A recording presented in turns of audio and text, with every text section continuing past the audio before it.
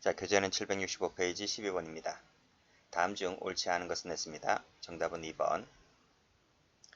1번. 자, 뇌물죄 이익이란 유형, 무형의 이익을 포함하고 투기적 사업에 참여할 기회를 얻는 것도 뇌물이 될 수 있습니다. 2번. 이 투기적 사업에 참여할 기회를 제공받았다 했을 때 그 기수 시기는 참여하면 기수가 되고 참여 행위가 종료되었는지 여부는 하등 관련이 없다. 이 지문이 맞는가요? 틀렸습니다.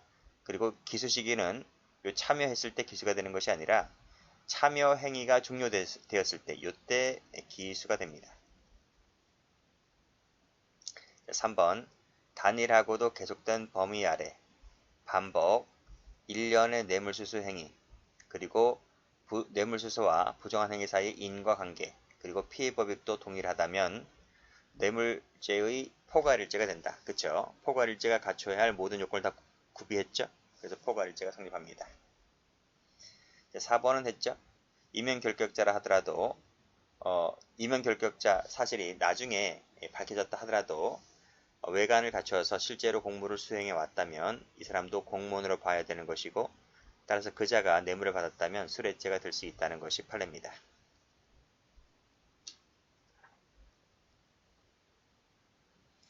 자, 13번입니다. 다음 중 옳지 않은 것은 했는데 정답은 2번, 5번입니다.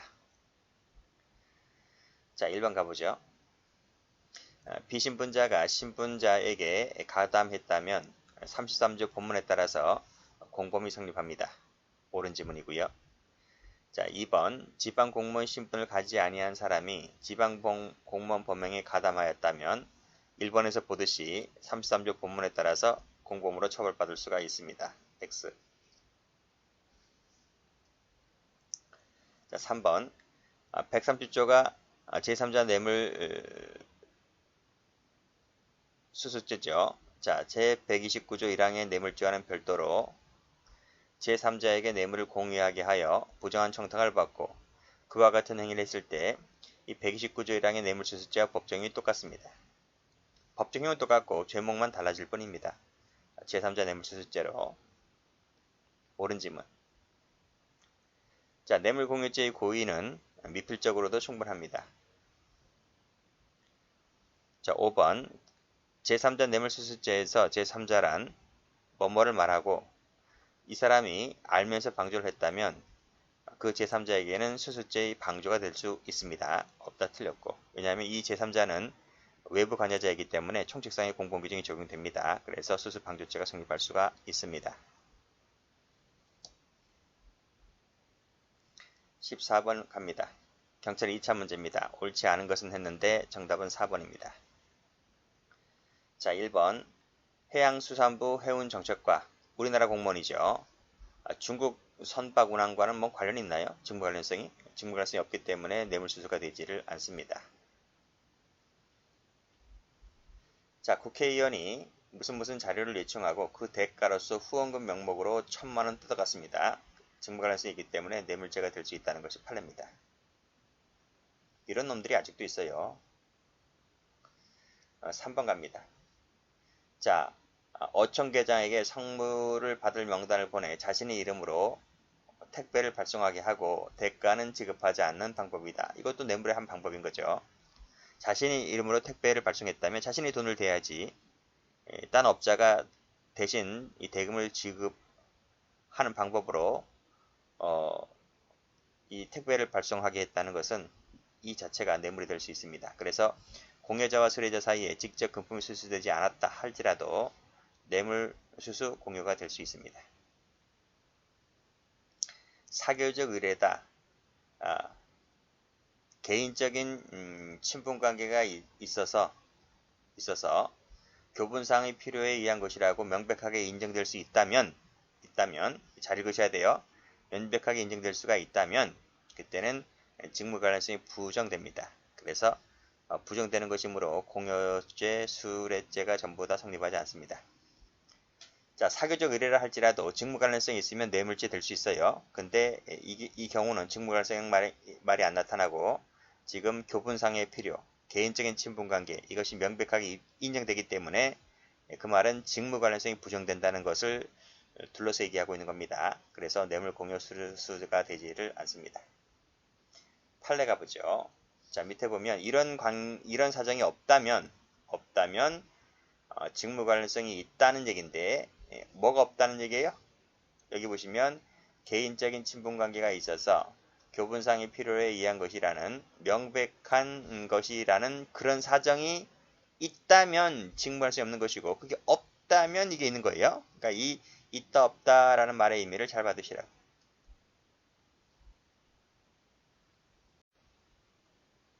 자, 문제 15번입니다. 직무 관련성이 인정되지 않는 것은 모두 몇 개인가 했는데 정답은 1번입니다. 자, 옳은 것만 동그라미 칠게요. 자, 니은, 디귿, 리을, 미음, 시읒. 자, 기억번 갑니다. 자, 공무원, 문교부인데 오늘날 교육부입니다. 자, 교과서 내용 검토 및 개편 수정 작업이다. 관련성이 있습니까? 내용 검토 및 개편 수정 작업은 책 저자가 하는 겁니다. 공무원이 하는 것이 아니고 그래서 공무원이 돈을 받았다 할지라도 직무 관련성이 부정되기 때문에 뇌물죄가 되지를 않습니다. 경찰관이 진정사건을 수사하면서 수사 일을 하고 있는 거죠. 자, 진정인 측의 재건축 설계업체로 선정되기를 희망하던 이 건축사 사무소 대표로부터 돈을 받았습니다. 수사 사건 처리하면서 돈 받은 부분이기 때문에 직무 관련성이 있다고 봐야 되겠죠. 자, 운전면허 취소 업무를 담당하는 자입니다. 그 자가 운전면허 취소해주지 말라고 하면서 그 대가로 이제 몇십만 원 갖다 주는 거죠. 그랬을 때에 내가 하는 일과 이 직무 관련 운전면허 취소 관련해서는 직무할 수 있는 부분이기 때문에 뇌물죄가 될 수 있습니다. 국회의원이 요청받은 자료를 제공하고 그 대가로서 후원금 명목에 돈 받아간 것은 뇌물죄 된다 했습니다. 자, 구청 위생과장이 유흥업소 경영하는 사람으로부터 이 건물 용도 변경 허가 관련해서 돈 받으면 뇌물죄가 됩니다. 건물 용도 변경 허가권은 이 구청의 담당 부서가 갖고 있기 때문에 직무 관련성이 있다고 봐야 됩니다. 자, 법원의 참여 주사입니다.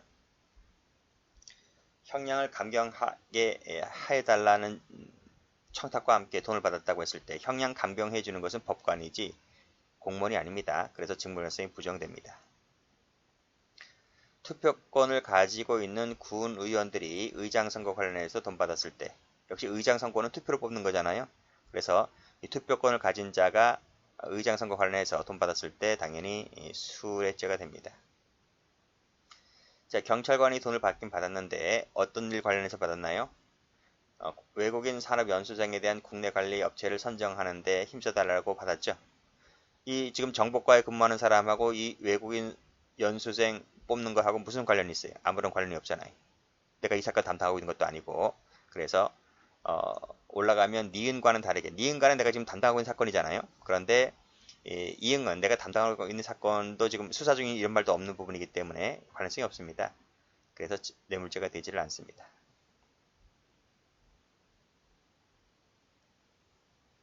자, 16번입니다. 옳은 것을 골라라. 1번입니다. 1번 풀었죠? 자, 공동소수자가 아닌 자에게 일부를 사례금 명목으로 주었다 했는데 이 사례금 명목으로 준 것은 뇌물수수자가 소비의 형태로 준 겁니다. 소비의 일종으로 봐야 되는 거예요. 이것은 내가 독단적으로 독자적 판단하에 뇌물 공여자가 시킨 것이 아니고 독자적 판단하에 준 것이므로 이것은 소비 일종으로 보는 겁니다. 그래서 공제하는 것이 아니라 전부를 추징합니다. 자, 필요적 공권관계에 있다면 자, 뇌물을 수수한 사람에게 뇌물수수죄 죄책을 물을 수 없는 경우라면 공여한 자에게도 공여죄 죄책을 물을 수가 없다. 죄책이라고 하는 것은 책임성까지 인정된다는 얘기잖아요. 그런데 이 공범이라고 하는 것은 위법성만 같이 하면 됩니다. 위법성까지만 같이 하면 되는 것이지 책임까지 같이 하는 건 아니죠. 그쵸? 이 두 가지만 같이 하면 된다. 이거예요. 근데 지금 처벌, 죄책이라고 하는 것은 책임을 얘기하고 있는 거잖아요. 책임은 같이 할 필요가 없기 때문에 수수자는 처벌을 못하더라도 공여자는 처벌할 수 있는 겁니다. 그래서 틀린 부분이죠. 죄책을 물을 수가 있는 겁니다. X. 자, 공립대학교 의과대학 교수다. 그리고 이 사람은 병원 의사입니다. 그러니까 두 가지 신분을 다 갖고 있네요. 겸이라고 했으니까. 자, 이 사람이 구치소에 왕진을 나갔습니다. 어떤 신분을 가지고 나간 건가요? 구치소에 왕진을 나간 것은 의사로서의 신분을 가지고 나간 거지. 의과대학 교수로서의 신분을 가지고 나간 게 아니잖아요. 그쵸? 자, 이 사람이 돈을 받았는데 이 의과대학 교수라는 신분을 가진 이 부분에 중점을 두게 되면 돈을 받았다 할지라도 이 의과대학 교수와 이 진료 목적, 이 진료해준 부분 사이에는 직무 관련성이 부정된다 그랬습니다. 그래서 뇌물죄가 되질 않아요.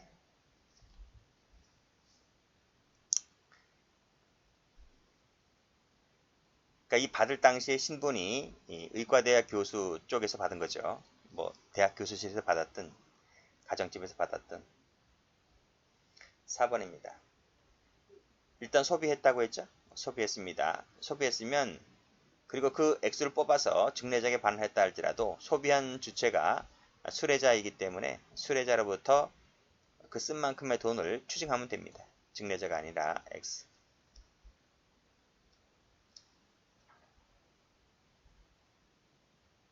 17번입니다. 다음 중 옳은 것을 골라라. 3번입니다. 1번에 공범자끼리라면 내부적 분배에 불과하기 때문에 그 부분에 대해서는 별도로 뇌물죄가 되질 않습니다. 지들끼리 주고받은 것이기 때문에. 지위를 떠났다면 129조 1항의 단순 수뢰가 안 되죠. 자, 공동정범 관계에 있는 비공무원, 이 최순실 얘기라니까요. 자, 이 사람은 제3자 뇌물수수죄에서 제3자가 될 수가 없다. 왜요? 왜 제3자가 될 수 없나요? 공범이니까. 그렇죠? 공범이니까. 한 세트. 공범이란 말은 공무원과 비공무원이 한 세트란 얘기잖아요. 그치? 그래서 제3자가 될 수가 없는 거예요. 따라서 이 두 사람은 공동정범이 되는 것이고 제3자가 아니기 때문에 제3자 뇌물수수죄는 성립하지 않는다. 이런 말입니다. 자, 4번. 자, 공단이죠, 공단. 공단 임직원은 공무원이 아닙니다. 공단. 그쵸? 그리고 공단 임직원은 공무원도 아니고 공단은 공무서가 아닙니다.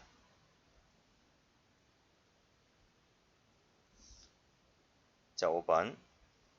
자, 이것도 풀었죠? 제3자가 알면서 방조했다면 그 제3자에게는 수수방조죄가 될 수 있다. 추적 총칙상의 공범이 적용될 수 있다. 왜? 이 사람은 외부 관여자, 외부에서 가담자이기 때문에 총칙 규정이 적용된다라고 했습니다. 18번입니다. 옳지 않은 것을 골라라. 4번입니다. 1번 풀었죠? 임용되었다면 나중에 무효라 할지라도 실제로 공무를 수행했기 때문에 뇌물죄가 된다고 했습니다. 공범은요, 위법성까지만 같이 하면 된다 했잖아요. 그래서 뇌물을 공유하는 행위와 받아들이는 행위가 있으면 이것이 행위 공동이기 때문에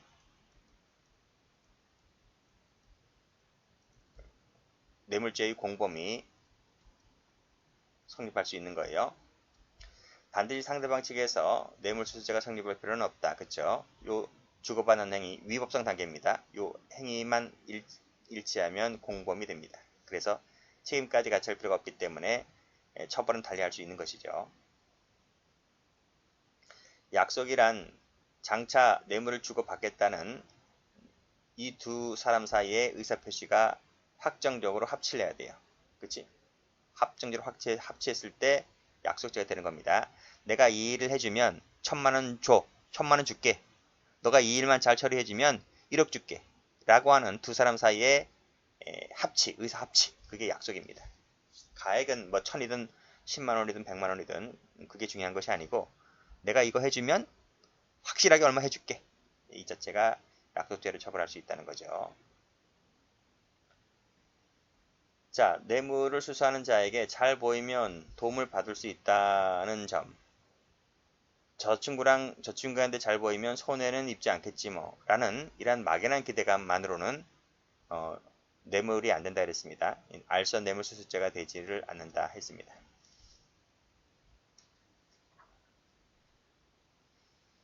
자, 19번. 옳지 않은 것을 골라라. 3번입니다. 1번. 1번도 중요한 판례죠. 자, 무상으로 빌린 물건을 인도받아 사용하던 중 이 물건은 이제 자동차였습니다. 자, 그때는 이제 타인 사무 처리자였죠. 타인 사무 처리자였기 때문에 일단은 그 차량을 계속 써왔는데 이 친구가 나중에 공무원이 됩니다. 공무원이 됐어요. 자, 업자가 이제 뇌물 공여 의사를 밝히면서 하는 말이 계속 써라, 계속 써라.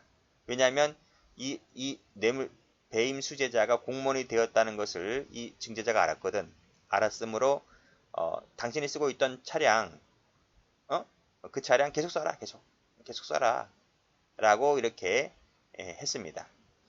자, 이렇게 했는데 처음에 사용기간을 연장해주는 새로운 이익을 제공한 것으로 평가할 수가 없다면 그 말이죠. 그러니까 이 차량을 뭐 예를 들면 3년 무상 3년 3년 써라, 이렇게 3년 써라. 근데 1년이 지나서 3년도 채 안 되었는데 한 절반쯤 썼어요. 무상으로 사용해 오다가 중간에 이 사람이 공무원이 된 겁니다. 자, 그러니까 증제자가 뭐라 그래요? 계약 기간 아직만 남아 있는데 뭐, 그러니까 계속 써라 이렇게 했다면, 즉 기간을 더 추가 연장한 것이 아니라 추가 연장해 준 것으로 평가할 수가 없다면 뇌물이 된다 안 된다? 뇌물이 되지를 않는다. 왜? 기간 약정이 아직 남아 있었기 때문에. 만약 기간 연장해 줬다면 그때는 뇌물이 될 수가 있겠죠. 근데 기간 연장해 주지 않았기 때문에 아직까지 연장해 주는 그런 것이 아니었기 때문에 뇌물은 안 된다 라고 봤습니다.